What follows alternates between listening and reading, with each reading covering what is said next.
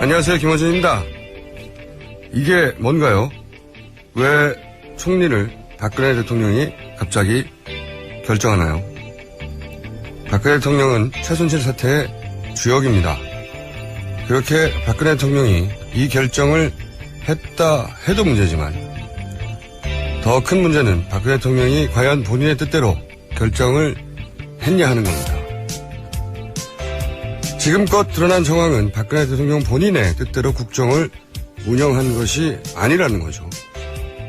이제 최순실도 20년 된 비서진도 수석들도 다 떠난 마당에 갑자기 혼자서 모든 걸 결정할 수 있습니까? 그래서 이런 질문을 할 수밖에 없는 겁니다. 이런 결정을 대통령 뒤에서 최순실 대신 내리고 있는 너는 누구냐? 김어준의 질문이었습니다. 자, 저 때문에 매일 괴롭힘을 당하는 송채경 학자 나오셨습니다. 네, 안녕하세요. 한겨레 21 송채경입니다. 많이 괴로움을 당하셨죠? 네. 제가 예전에 시사방송 진행할 때도 남자 기자분들이 굉장히 괴로워했어요. 예상치 못한 질문 정도가 아니라 왜 쓸데없는 질문을 하냐. 궁금한데 어떡합니까? 갑자기 생각이 나서. 네. 굉장히 괴로워했는데. 지난번 물어보신 그 축구 관련된 거는 궁금해서 물어본 것 같진 않으신데. 그때는 좀 관심사죠. 네. 네. 제가 관심사. 제가 이제 가장 최고 수준의 방송이라고 생각하는 것은 저 개인적인 기준인데. 네. 서로 방송을 하고 있다는 걸 잊어버리는 거예요. 생방송을. 그래서 사고가 참 많았습니다. 저는 과거에. 네. 방송을 하다가 어떤 분은 정치인이었는데 10년 전 넘었어요. 정말로 이야기에 서로 빠져들어가지고 네. 이분이 생방송을 하고 있다는 걸 잊어버린 거예요. 중간에 욕설을 해버렸어요. 대단한 사고였습니다. 그리고 제가 또 흔히 저지른 사고는 제가 이야기가 빠져가지고 막 억지도 부리고 막 그러다가 네. 방송 시간이 끝나는 걸 놓친 거예요, 계속. 그래서 막 얘기하는데 갑자기 광고가 나와요. 인사도 없이 끝나요. 그 다음날 해명을 합니다. 자, 첫 뉴스 어떤 겁니까? 네, 박근혜 대통령이 어제 참여정부 청와대 정책실장을 지낸 김병준 국민대 교수를 새 국무총리 후보자로 지명을 했습니다. 또 새 경제부총리 겸 기획재정부 장관 후보자로 임종용 금융위원장을 지명했는데요. 일종의 기습적인 개각이었는데 이 개각을 하면서 야당은 물론 여당에조차 미리 알려주지 않아서 여야 그 두 당에 반발을 샀습니다. 자, 이건 정말 수습이 아니라 일부러 그러나 싶어요. 좀 이해 안 가는 네. 행동이죠. 뭐랄까요. 불구경이 제일 재밌잖아요. 네. 라고들 하죠. 그래서 기름을 막 붓는 게 아닌가. 왜냐하면 야당한테 통과하지 않은 건 뭐 기본이었고. 네. 보통은 이제 최소한 여당 혹은 지도부, 하죠. 예, 네. 원내대표 이런 사람한테는 알려줘야 되잖아요. 네. 이런 중요한 상황을. 야당 대표도 모르고 여당의 원내대표도 모르고 그리고 당사자 황교안 총리도 모르고. 네. 그래서 황교안 총리가 원래 이제 새로운 총리가 이렇게 임식을 해야 되는데 안 나타났다고 하죠. 네. 그래서 임식이 취소된 네. 일이 있었죠. 화가 났겠죠. 아무도 모르는 겁니다. 그러니까 자꾸 질문을 할 수밖에 없는데 누가 결정했지? 네. 네, 그 질문을 계속 할 수밖에 없는데 발표되기로는 내치 김병준 그렇죠? 네, 김병준. 김병준 외치를 대통령이 한다. 네. 이렇게 되면 어떻게 되는 겁니까? 외치를 한다는 건 해외 순방? 그렇군요. 네. 그러면 옷은 누가 만들어주나요? 걱정이네요. 네, 김병준 교수 같은 경우에는 사실 새누리당이랑 약간 친분이 있는 분인데요.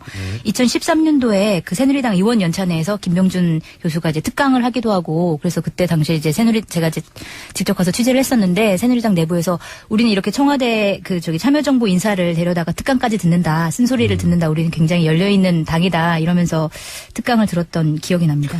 그 컨택이 꽤 있었죠. 네, 컨택이 지금 현 정부와 그런데 이제 박근혜 대통령은 이분의 어떤 지명 같은 거를 안 했어요. 네. 이분을 그러니까 누가 지명했느냐라는 얘기가 계속 나올 수밖에 없는 게 박근혜 대통령이 김병준 지금 이제 신임 총리를 그 전에 임명할 여러 기회가 있었는데 그런 추천이 있었나 봐요. 안 했어요. 그때. 이원 집정부제 같은 거 하겠다는 거네요, 지금. 그죠? 네, 그런 의도로 좀 보여지고 있습니다. 그러면서 아마 개헌으로 넘어가고 싶은 것 같아요. 그죠? 이게 이원 집정부다 보여주면서. 그게 이제 안 되겠다는 거죠, 이런 식으로는. 네, 그래서 이제 야권 대선 주자들이 본격적으로 하야를 요구하고 있는데요. 그 안철수 전 국민의당 대표 같은 경우에는 더 이상 박근혜 대통령은 대한민국의 대통령이 아니다. 즉각 물러나라. 이렇게 얘기를 했고, 박원순 서울시장도 박 대통령 즉각 물러나야 된다. 그랬고요. 또 문재인 전 더불어민주당 대표도 저도 중대한 결심을 할 수밖에 없다. 앞으로 이렇게 계속 간다면 이런 얘기를 했습니다. 이게 이제 하야냐. 네. 하야는 본인이 물러나는 겁니다. 탄핵은 잘려나가는 거예요. 그죠? 네. 강제로. 둘 중에 하나를 결정하겠다 이런 얘기인 것 같죠. 네. 근데 이게 어느 누구도 이제 과하다고 생각하지 않는 거죠. 이게 저는 이 김병준 총리 지명이 정말로 세기를 박았다고 생각해요. 아, 이게 말이 안 통하는구나, 도저히. 네. 거국내각이라는 얘기도 오래 했는데, 이건 거국내각도 아니잖아요. 그냥 대통령이 결정한 겁니다. 네. 이렇게까지 하는 이유를, 이렇게까지 하는 것이 과연 누군가 하는 질문을 계속하는 거죠. 예. 저희가 그래서 박원순 서울시장을 3부에서 한번 연결해 보려고 합니다, 직접. 광역단체장이 직접 하야를 얘기하는 건 처음이거든요. 다음 뉴스 전해주십시오. 네, 검찰이 어제 최순실 씨에게 구속영장을 청구했는데요. 그 안종범 전 수석의 공범으로 직권남용 혐의를 적용했는데 애초에 이제 제3자 뇌물 혐의로 예상을 했었는데 이것보다 형량이 훨씬 낮은 혐의를 적용한 것을 두고 봐주기 영장이 아니냐 이런 논란이 벌어지고 있습니다. 근데 이게 이해가 안 가네요. 왜냐하면 최순실 씨가 남용할 직권이 어디 있습니까? 공직에 있지도 않는데. 네, 그렇죠. 이게 어떻게 적용이 되죠? 그래서 안종범 전 수석의 공범이다 이렇게 엮어서 직권남용 혐의를 적용한 거죠. 공동정범이라 하더라도 남용할 직권이 있어야 이게 적용되는 거 아닙니까? 법을 몰라서. 사실은 저희가 어제 양재열 변호사도 공직에 있지 않기 때문에 적용할 법률이 굉장히 애매하다고 했는데. 네. 창의적인 발상을 했나요? 뭔가? 그럼 알겠고요. 네. 그리고 또 어제 소환된 안종범 전 수석을 같은 혐의로 긴급 어제 체포했는데요. 세트군요, 세트. 네, 그 검찰 관계자 얘기로는 지금 주요 혐의를 부인하고 있고 출석 전에 핵심 참고인들에게 허위 진술을 요구하는 등 증거를 인멸할 염려가 높아서 긴급 체포했다. 이렇게 얘기를 하고요. 어제 이제 2시에 피의자 신분으로 검찰에 출석해서 조사를 받았는데 박근혜 대통령의 지시에 따라서 재단 기금을 모금했다. 이런 취지로 진술한 걸로 알려지고 있습니다. 그래요. 이렇게 되면 안종범 수석이 박근혜 대통령을 끌고 들어갔기 때문에. 네. 박근혜 대통령 수사 얘기가 나올 수밖에 없는데. 네, 그래서 어제 김현웅 법무부 장관이 국회에 출석해서 그 최순실 게이트와 관련해서 검찰의 진상 규명에 따라서 박근혜 대통령 수사 필요성이 결정될 것이다 이렇게 말했는데요. 실제로 검찰 쪽에서는 예전부터 이제 헌법의 논리를 들면서 대통령의 수사는 불가능하다 이렇게 얘기를 해왔는데 그거에 비하면 어제 발언은 좀 한 발 물러서서 검찰의 직접 조사 가능성을 조금 열어둔 게 아니냐 이런 해석이 나오고 있습니다. 이건 이제 두고 봐야 되겠죠. 전국에 달려있겠죠, 전국에. 전국이 어떻게 풀려나가는가. 근데 지금과 같은 전국이라면 스스로 그런 가능성을 계속 높이고 있어요, 정부 쪽에서. 네. 이해가 안 갑니다. 왜 이렇게까지 바보 같은 결정을 계속 하는지. 다음 뉴스 전해 주십시오. 네. 안종범 전 청와대 수석과 이중근 부영그룹 회장이 직접 만나서 K스포츠 재단에 대한 70에서 80억 원의 추가 지원을 해달라 이렇게 얘기를 하고 이제 부영그룹 회장은 그 대신 그러면 국세청 세무조사를 무마해달라 이렇게 서로 맞거래를 하는 장면이 담긴 회의록이 어제 나왔습니다. 아, 이게 어제 저희가 얘기했던 기업도 받는 게 있으니까 적겠죠. 이게 네. 일방적인 피해자인 척하면 안 된다 했는데 그게 바로 나온 거군요. 그러니까. 네, 그 회의록 자료를 보면 그 K스포츠 재단 쪽이 재정적인 지원을 한 80억 정도 추가로 지원을 해달라 이렇게 부탁을 했더니 이중근 부영 회장이 최선을 다해서 도울 수 있도록 하겠다 그러면서 근데 현재 저희가 다소 부당한 세무조사를 받게 됐다 이 부분을 도와주실 수 있을지 모르겠다 이렇게 하면서 노골적으로 세무조사를 도와달라 이렇게 얘기를 한 내용이 그 문서에 적혀 있었습니다. 주고받은 게 분명히 있네요. 근데 저는 이런 걸 볼 때마다 좀 의아한 게 있어요. 아, 이분들은 자기들이 하는 짓이 절대 드러나지 않을 거라고 생각한 게 아닐까. 왜냐면, 네. 부당한 세무조사에 좀 빼주세요. 이런 멘트는. 함부로 할 수가 없죠. 했다 하더라도 기록에 네. 남기지 않을 텐데. 네. 그리고 기록에 남겼다 하더라도 나중에 체크해서 지울 24일인데 이런 기록들이 버섯이 남아있는 게 많아요. 예를 들어서 본관에 침대 3개 놓았다. 네. 뭐, 김치 냉장고 넣었다. 아니면 뭐, 뭡니까. 몰카 샀다. 네. 이런 거는 다른 비용으로 돌릴 수도 있을 텐데, 뭐랄까요. 청와대가 시스템적으로 관리가 안 됐다는 게 여기서도 드러나는 거죠. 네. 체크하고. 근데 재밌는 이야기인데 생각나는 건데, 본관에 침대 3개가 안 들어간답니다. 제가 청와대 계셨던 분들한테 물어봤는데, 네. 좁아서요. 들어갈 공간이 제가 없다는 침대 3개를 처음에는 누가 썼을까 궁금해서, 침대 3개 어떻게 했을까 물어봤더니, 거기 책상을 빼야지 들어간대요. 네. 침대 3개가 들어갈 방이 없다.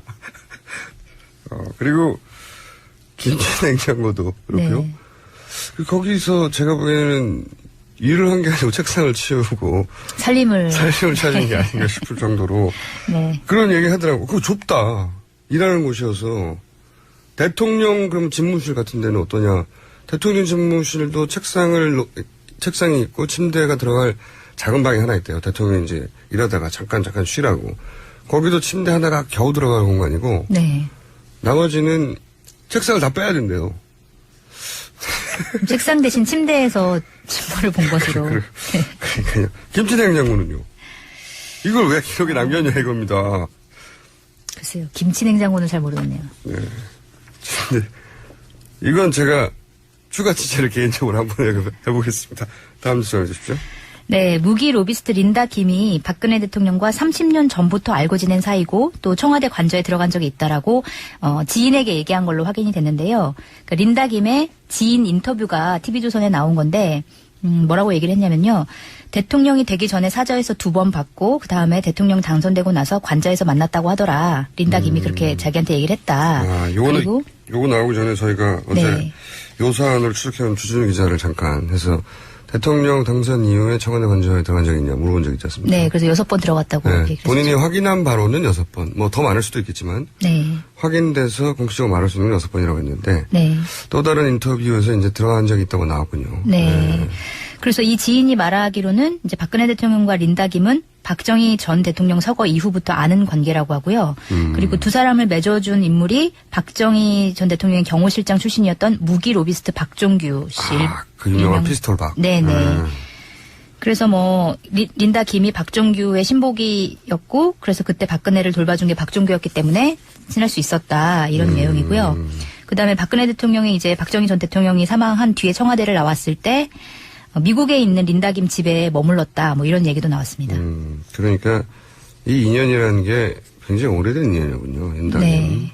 그런데 어제 주진우 기자 얘기로는 최순실 씨와도 20년 이상 됐다고 했으니까 박근혜 대통령과 린다 김이 먼저 알았고 네. 박근혜 대통령의 지근거리 오랫동안 있었던 최순실 씨가 그 관계를 또 같이 맺었고 네. 이런 거네요. 그러니까 그 이후에 청와대 관저를 드나들었던 건 좀 자연스러운 것 같고 그죠? 린다 김 하면은 그분이 이제 무기 로비스트 아니겠습니까? 네, 그렇죠. 네.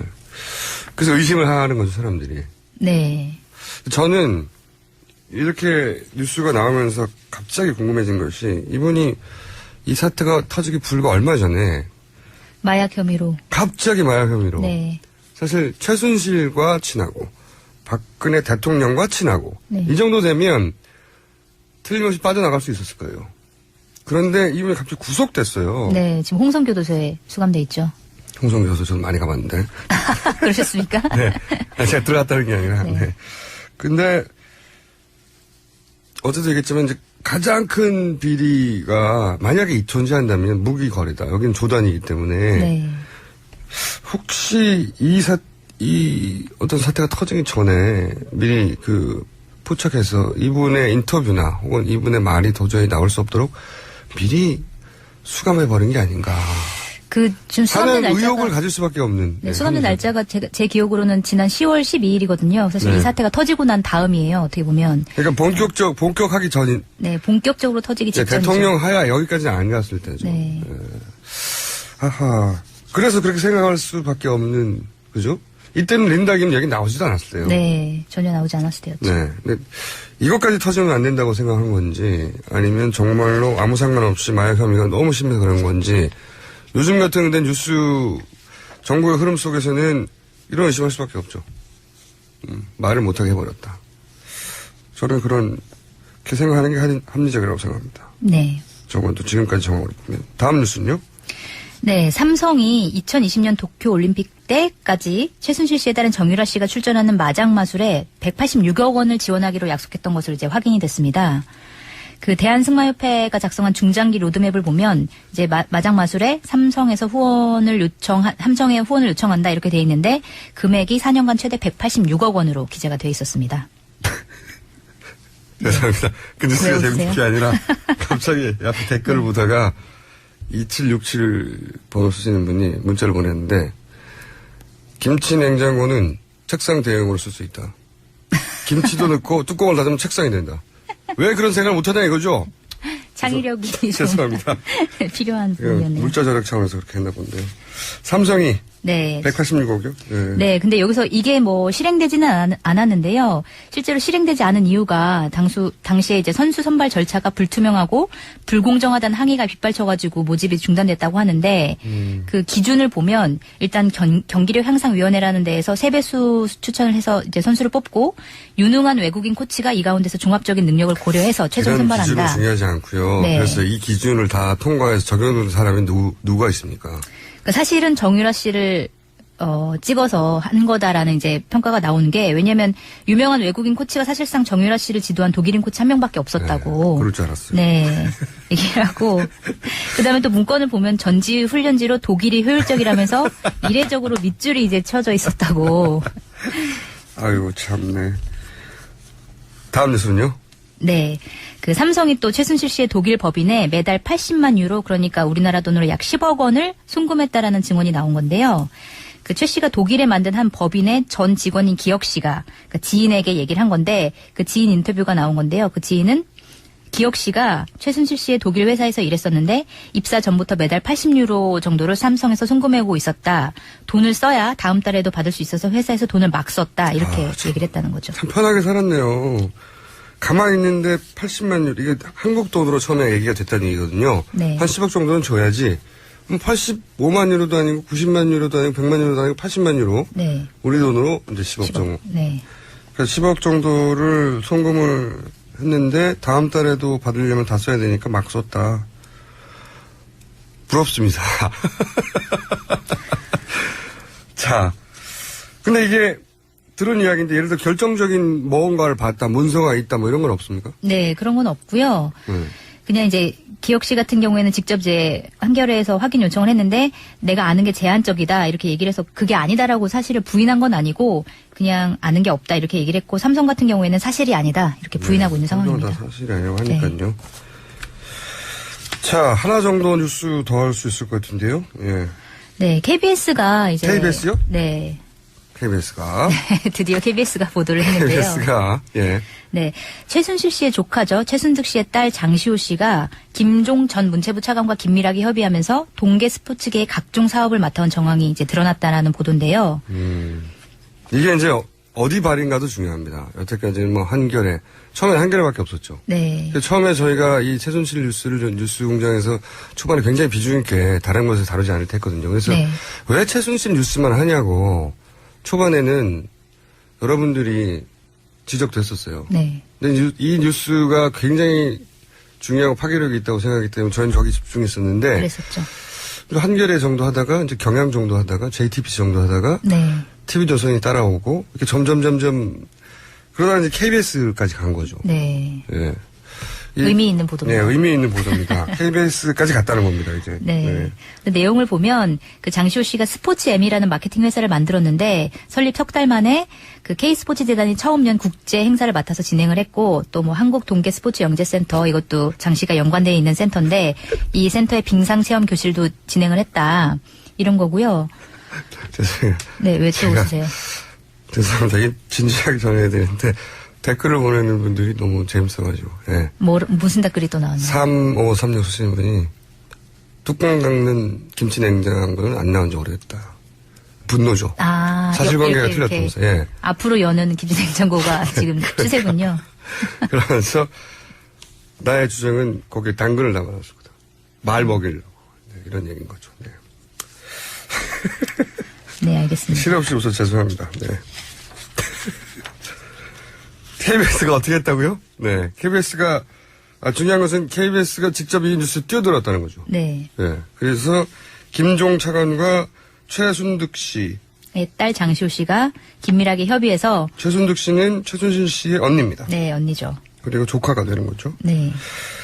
이렇게까지 아무 혈연도 없는 일가가 네. 이렇게까지 전방위적으로 개입한 게이트는 정말 유례가 없어요. 뭐 하다 보면 조카도 나고 언니도 나고 이름도 못 외우겠어요. 자, 오늘 여기까지 하겠습니다. 감사합니다. 네, 감사합니다. 송채경화 기자였습니다.